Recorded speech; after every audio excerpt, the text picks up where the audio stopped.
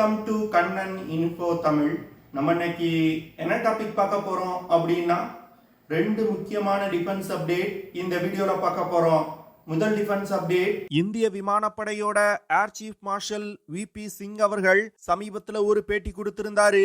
அந்த பேட்டியில அவர் சொன்ன விஷயங்கள் நமது எதிரிகளுக்கு மிகப்பெரிய அதிர்ச்சியை ஏற்படுத்தி இருக்கு. அதாவது இஸ்ரேல் நாட்டின் அயன் டோம் ஏர் டிஃபென்ஸ் சிஸ்டத்தை விட அதிக சக்தி கொண்ட ஏர் டிஃபென்ஸ் சிஸ்டம் இந்தியாவிடம் இருக்குது அப்படின்னு அவர் சொல்லியிருக்காரு. இந்தியாவிடம் அயன் டோம் ஏர் டிஃபென்ஸ் சிஸ்டத்தை விட சிறந்த ஏர் டிஃபென்ஸ் சிஸ்டம் இருக்குதா? இந்தியாவிடம் உள்ள ஏர் டிஃபென்ஸ் சிஸ்டங்களோட செயல்திறன் மற்றும் சிறப்பு அம்சங்கள் என்ன?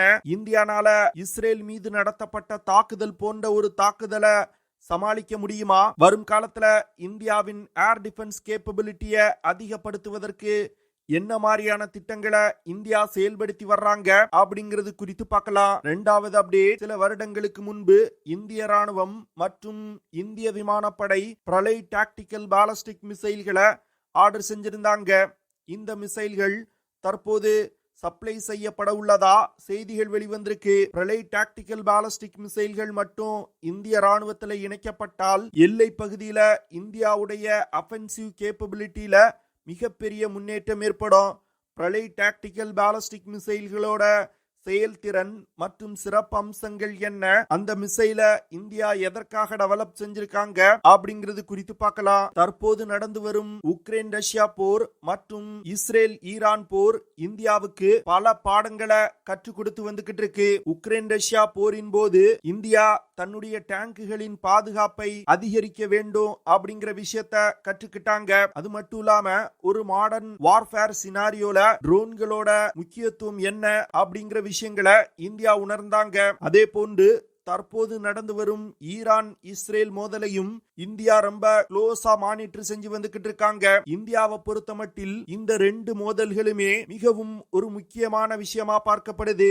ஏன்னா இந்திய படையில ரஷ்யா மற்றும் இஸ்ரேலிடமிருந்து வாங்கப்பட்ட ஆயுதங்கள் மிகப்பெரிய அளவுல பயன்படுத்தப்பட்டு வந்துகிட்டு இருக்கு. அது மட்டும் இல்லாம அந்த ஆயுதங்களோட செயல்திறன் யுத்த களத்துல எப்படி இருக்கு, அப்படி மோசமா இருந்த இஸ்ரேல் மற்றும் ரஷ்ய ஆயுதத்தோட செயல்பாடு மோசமா இருந்தா அதுல என்ன மாற்றங்களை கொண்டு வரலாம் அப்படிங்கிற விஷயங்களை இந்தியன் டிஃபென்ஸ் எக்ஸ்பர்ட்ஸ் ரொம்ப க்ளோஸா மானிட்டர் செய்து வந்துகிட்டு இருக்காங்க. அந்த வகையில சமீபத்துல ஈரான் இஸ்ரேல் மீது நடத்திய பாலிஸ்டிக் மிசைல் தாக்குதல் உலகின் பல நாடுகளுக்கு எச்சரிக்கை கொடுக்கும் விதமா இருந்திருக்கு. அதாவது அதிக எண்ணிக்கையில ஒரே நேரத்துல பாலிஸ்டிக் மிசைல்களை ஏவி தாக்குனா ஏர் டிஃபென்ஸ் சிஸ்டங்கள் அதை எப்படி தடுக்குது அப்படிங்கிற விஷயங்களை பல நாடுகள் தற்போது ரீஅசஸ் செய்ய ஆரம்பிச்சிருக்காங்க.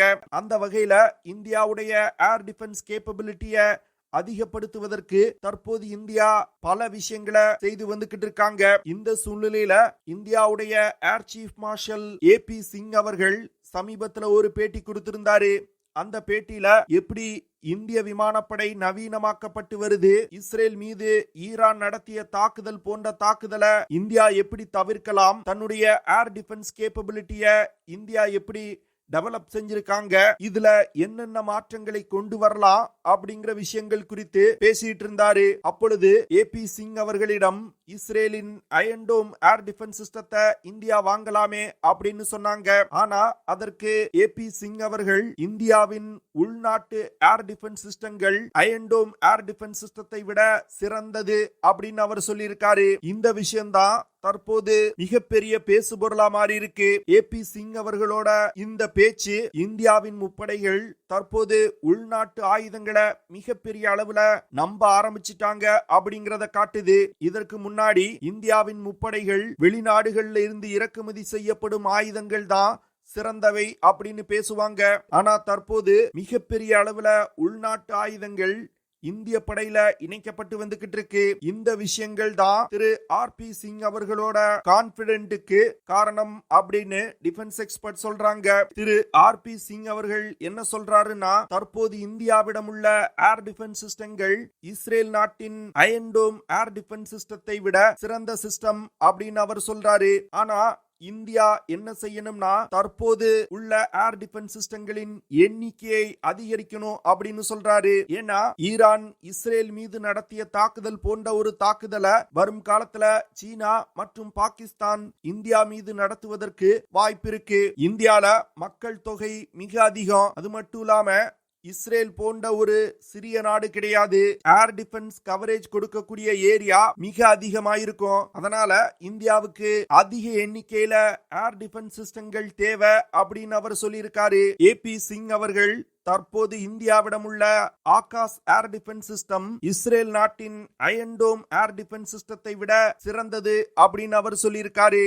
இந்தியாவின் முப்படைகள்ல ஆகாஷ் ஏர் டிஃபென்ஸ் சிஸ்டங்கள் அதிக அளவுல பயன்பாட்டில் இருந்து வருது. இந்த ஏர் டிஃபென்ஸ் சிஸ்டம் DRDO நிறுவனத்தால் டெவலப் செய்யப்பட்ட ஒரு medium range surface to air missile. Akash air defence சிஸ்டத்தினால ஒரே நேரத்துல மல்டிபிள் டார்கெட்ஸை சைமல்டேனியஸா தாக்கி அளிக்க முடியும்.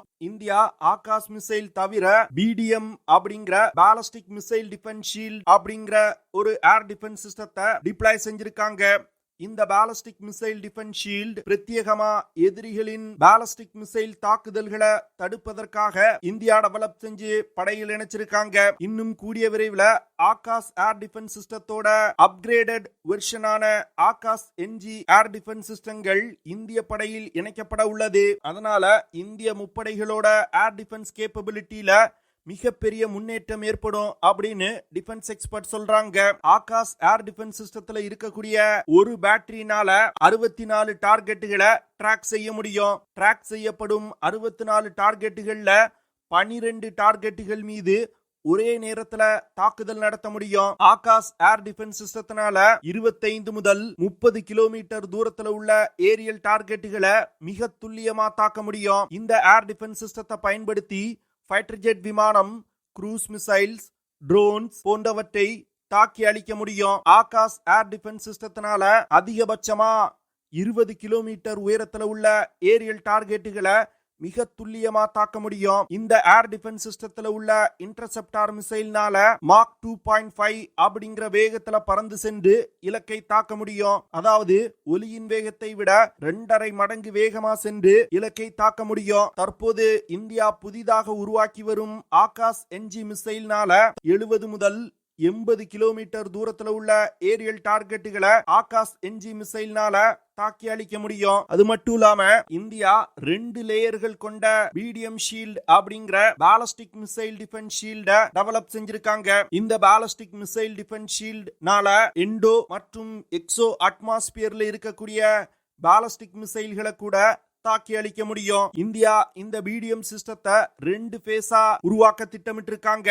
அந்த வகையில முதல் ஃபேஸ இந்தியா வெற்றிகரமா டெவலப் செய்து முடிச்சிட்டாங்க. முதல் ஃபேஸ்ல India Prithvi air defence system, advance air defence system அப்படிங்கிற 2 லேயர்களை உருவாக்கி இருக்காங்க. இதுல பிருத்திவி ஏர் டிஃபென்ஸ் சிஸ்டத்தினால 300 முதல் 5000 கிலோமீட்டர் தூரத்துல உள்ள ஏரியல் டார்கெட்டுகளை தாக்கி அளிக்க முடியும். முதல் பேஸ்ல உள்ள அட்வான்ஸ் ஏர் டிஃபென்ஸ் சிஸ்டத்தினால 5000 கிலோமீட்டருக்கும் அதிகமான தூரத்துல உள்ள ஏரியல் டார்கெட்டுகளை தாக்கி அளிக்க முடியும். இரண்டாவது பேஸ்ல இந்தியா AD-1 மற்றும் AD-2 அப்படிங்கிற 2 இன்டர்செப்டார் மிசைல்களை உருவாக்கி இருக்காங்க. AD-1 மிசைல்னால 1000 முதல் 5000 கிலோமீட்டர் தூரத்துல உள்ள இலக்குகளை தாக்க முடியும். AD-2 மிசைல்னால 3000 முதல் 5500 கிலோமீட்டர் தூரத்துல உள்ள இலக்குகளை தாக்க முடியும். இது போன்ற பல அடுக்குகள் கொண்ட ஏர் டிஃபென்ஸ் சிஸ்டத்தை இந்தியா உருவாக்கி இருக்கிறதுனால வரும் காலத்துல சீனா மற்றும் பாகிஸ்தான் இந்தியா மீது இஸ்ரேல் நடத்திய பாலிஸ்டிக் மிசைல் தாக்குதல் போன்ற ஒரு தாக்குதலை நடத்தினா இந்தியாவாலும் இஸ்ரேல் போன்று அந்த தாக்குதல்களை தடுத்து நிறுத்த முடியும். ஏற்கனவே தலைநகர் டெல்லியை பாதுகாப்பதற்கு பாலிஸ்டிக் மிசைல் டிஃபென்ஸ் ஷீல்ட் திட்டத்தோட முதல் பேஸ்ல உருவாக்கப்பட்ட சிஸ்டங்களை டிப்ளாய் செஞ்சிட்டதா செய்திகள் வெளிவந்திருக்கு. இன்னும் கூடிய விரைவில் பாலிஸ்டிக் மிசைல் டிஃபென்ஸ் ஷீல்ட் திட்டத்தோட 2வது பேஸையும் இந்தியா வெற்றிகரமா முடித்து ஸ்ட்ராட்டஜிக்கல் முக்கியத்துவம் வாய்ந்த இடங்கள் மற்றும் இந்தியாவின் முக்கியமான நகரங்களை பாதுகாப்பதற்கு அந்த மிசைல் டிஃபென்ஸ் சிஸ்டங்களை இந்தியா டிப்ளாய் செய்வாங்க. அது மட்டும் இல்லாம இந்தியாவிடம் ரஷ்யாவிடம் இருந்து வாங்கிய S-400 ஏர் டிஃபென்ஸ் சிஸ்டங்கள் இருக்குது. வரும் காலத்துல இந்தியா ரஷ்யாவிடம் இருந்து S-500 ஏர் டிஃபென்ஸ் சிஸ்டத்தையும் வாங்குவதற்கு வாய்ப்பு இருக்கு. இதனால இந்தியாவிடம் ஒரு வலிமையான மிசைல் டிஃபென்ஸ் ஷீல்ட் இருப்பதா டிஃபென்ஸ் எக்ஸ்பர்ட் சொல்றாங்க. இந்த விஷயத்தை தான் இந்திய விமானப்படையோட ஏர் சீஃப் மார்ஷலும் உறுதிப்படுத்தி இருக்காரு. அடுத்து பாகிஸ்தான் மற்றும் சீனா லைன் ஆஃப் ஆக்சுவல் கண்ட்ரோல் பகுதி மற்றும் லைன் ஆஃப் கண்ட்ரோல் பகுதியில குறைவான தூரத்துல தாக்குதல் நடத்துவதற்கு தேவையான டாக்டிக்கல் பாலிஸ்டிக் மிசைல்களை மிகப்பெரிய அளவுல டிப்ளாய் செஞ்சிருக்காங்க. இந்த விஷயத்தை கவுண்டர் செய்வதற்கு இந்தியா 2015 வருடத்துல இருந்து திட்டங்களை வகுத்து செயல்பட ஆரம்பிச்சாங்க. அந்த வகையில ராக்கெட் போர்ஸ் அப்படிங்கிற ஒரு படையணியை உருவாக்குவதற்கு இந்தியா திட்டமிட்டிருக்காங்க. அந்த ராக்கெட் போர்ஸ் படையணியில Pinaka multi barrel rocket launchers, BrahMos missile, Nirbhay cruise missile மற்றும் பிரளய் டாக்டிக்கல் பாலிஸ்டிக் மிசைல்களை இணைப்பதற்கு இந்தியா திட்டமிட்டிருக்காங்க. இதுல Pinaka multi barrel rocket launchers மற்றும் பிரம்மோஸ் மிசைல்களை ஏற்கனவே இந்தியா அதிக அளவுல டிப்ளாய் செஞ்சிட்டாங்க. தற்போது 2023 இந்திய ராணுவம் மற்றும் இந்திய விமானப்படை பிரளய் டாக்டிக்கல் பாலிஸ்டிக் மிசைல்களை வாங்குவதற்கு ஒரு ஆர்டரை கொடுத்திருந்தாங்க. தற்போது பிரளய் டாக்டிக்கல் பாலிஸ்டிக் மிசைல்களோட டெலிவரி தொடங்க போகுது. இந்த மிசைல் சீனா மற்றும் பாகிஸ்தான் எல்லையில டிப்ளாய் செய்யப்பட்டால் ஒரு கேம் சேஞ்சரா இருக்கும் அப்படின்னு டிஃபென்ஸ் எக்ஸ்பர்ட் சொல்றாங்க. ஏன்னா பிரளய் டாக்டிக்கல் பாலிஸ்டிக் மிசைல்கள் ஒரு தனித்துவம் வாய்ந்த மிசைல். இந்த மிசைல்னால குறைந்தபட்சமா 500 கிலோகிராம்ல இருந்து அதிகபட்சமா 1000 கிலோகிராம் எடை கொண்ட வெடிப்பொருட்களை சுமந்து சென்று தாக்குதல் நடத்த முடியும். இவ்வளவு அதிகமான எடை கொண்ட வெடிப்பொருட்களை சுமந்து சென்று தாக்குதல் நடத்துறதுனால எதிரிகளுக்கு பலத்த சேதத்தை ஏற்படுத்தும். இந்த மிசைல்னால குறைந்தபட்சமா 150 இருந்து அதிகபட்சமா 500 கிலோமீட்டர் தூரத்துல உள்ள இலக்குகளை தாக்க முடியும். இதனால சீனா மற்றும் பாகிஸ்தான் எல்லையில இந்த மிசைல்களை டிப்ளாய் செஞ்சா நமது எதிரிகளின் முக்கியமான மிலிட்டரி இன்ஸ்டலேஷன்ஸ், பங்கர்கள், ஆயுத கிடங்குகள் போன்றவை 500 கிலோமீட்டர் தூரத்துல இருந்தாலும் இந்த மிசைல்களை பயன்படுத்தி மிக துல்லியமான தாக்குதல்களை நடத்த முடியும். பிரளய் டாக்டிக்கல் பாலிஸ்டிக் மிசைல்னால டார்கெட்டை தாக்குவதற்கு முன் இருக்கக்கூடிய டெர்மினல் பேஸ்ல 7470 கிலோமீட்டர் பெர் ஹார் வேகத்துல பறந்து சென்று இலக்கை தாக்க முடியும். இதனால எந்த ஒரு ஏர் டிஃபென்ஸ் சிஸ்டத்தாலும் இந்த மிசைலை தடுக்க முடியாது. பிரளய் டாக்டிக்கல் பாலிஸ்டிக் மிசைல ஒரு கோசி பாலிஸ்டிக் மிசைல் அப்படின்னு சொல்லுவாங்க. ஏன்னா இந்த மிசைல்ல MARV அப்படிங்கிற மனூரபிள் ரீஎன்ட்ரி வெஹிக்கிள் தொழில்நுட்பம் இருக்குது. இதனால பிரளய் டாக்டிக்கல் பாலிஸ்டிக் மிசைல்னால மிக எளிதா திசையை மாற்றி பறக்க முடியும். அப்படி திசையை மாற்றி பறக்கும் பொழுது ஏர் டிஃபென்ஸ் சிஸ்டங்கள்னால இந்த மிசைலை தடுக்கவே முடியாது. பிரளய் டாக்டிக்கல் பாலிஸ்டிக் மிசைல் சீன படையில் பயன்பாட்டில் உள்ள டாங்ஃபாங் 12 மற்றும் ரஷ்ய படையில் பயன்பாட்டில் உள்ள இஸ்கந்தர் மிசைல்களுக்கு நிகரான ஒரு மிசைல் அப்படின்னு டிஃபென்ஸ் எக்ஸ்பர்ட் சொல்றாங்க. பிரளய் டாக்டிக்கல் பாலிஸ்டிக் மிசைல்கள் தற்போது சீனா மற்றும் பாகிஸ்தானுக்கு எல்லையில ஒரு மிகப்பெரிய அச்சுறுத்தலா பார்க்கப்படுது. இந்த பிரளய் டாக்டிக்கல் பாலிஸ்டிக் மிசைல் டெவலப்மெண்ட்ல இந்தியாவின் முன்னாள் முப்படை தளபதி பிபின் ராவத் அவர்கள் அறிவுரை வழங்கியிருக்காரு. அவரோட அறிவுறுத்தலின்படிதான் இது போன்ற கோசி பாலிஸ்டிக் மிசைல்களை இந்தியா டெவலப் செய்ய ஆரம்பிச்சாங்க. பிரளய் டாக்டிக்கல் பாலிஸ்டிக் மிசைல்களை உருவாக்குவதற்கு இந்தியாவிடம் உள்ள பல மிசைல் சிஸ்டங்கள்ல இருந்து டெக்னாலஜிகளை ஒருங்கிணைத்திருக்காங்க. குறிப்பா சொல்லணும்னா K series of submarine launch ballistic மிசைல்கள் மற்றும் பிரகார் மிசைல்ல உள்ள தொழில்நுட்பங்களை பயன்படுத்தி தான் இந்த பிரளய் டாக்டிக்கல் பாலிஸ்டிக் மிசைல்கள் உருவாக்கப்பட்டிருக்கு. இந்த மிசைல் சீனா மற்றும் பாகிஸ்தான் எல்லையில டிப்ளாய் செய்யப்படுவது ஒரு கேம் சேஞ்சர் அப்படின்னு டிஃபென்ஸ் எக்ஸ்பர்ட் சொல்றாங்க. ஓகே ஃப்ரெண்ட்ஸ், நம்ம வீடியோவோட நிறைவு பகுதிக்கு வந்துட்டோம். இதெல்லாம் தான் நான் உங்ககிட்ட ஷேர் பண்ணணும் அப்படின்னு நினைச்ச விஷயங்கள். ஐ ஹோப் நான் ஷேர் பண்ண விஷயங்கள் உங்களுக்கு பிடிச்சிருக்கும்னு நினைக்கிறேன். அப்படி பிடிச்சிருந்துச்சுன்னா ஷேர் பண்ணுங்க, லைக் பண்ணுங்க, கமெண்ட் பண்ணுங்க, மறக்காம நம்ம சேனலுக்கு சப்ஸ்கிரைப் பண்ணுங்க. See you in the next video. Jai Hind.